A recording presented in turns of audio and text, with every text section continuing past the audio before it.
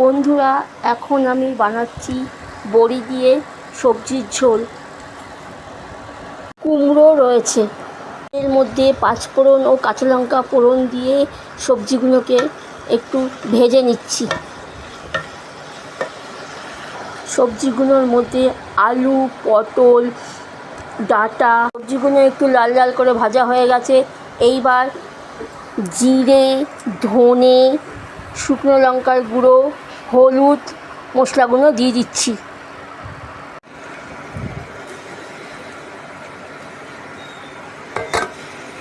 এই মশলাগুলো দিয়ে ভালো করে নাড়াচ্ছি।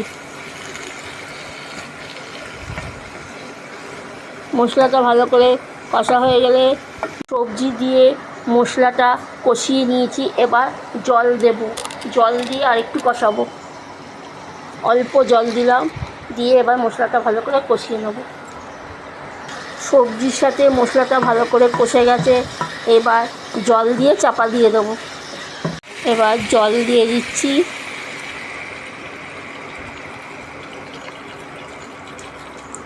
তারপর চাপা দিয়ে দেব, ঢাকাটা দিয়ে দিচ্ছি। ঢাকনা খুলে নুন দিয়ে দিচ্ছি।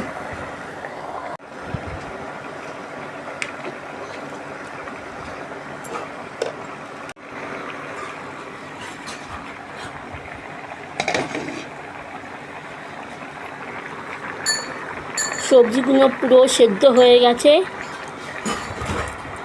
এরপর বড়িগুলো ছেড়ে দেবো।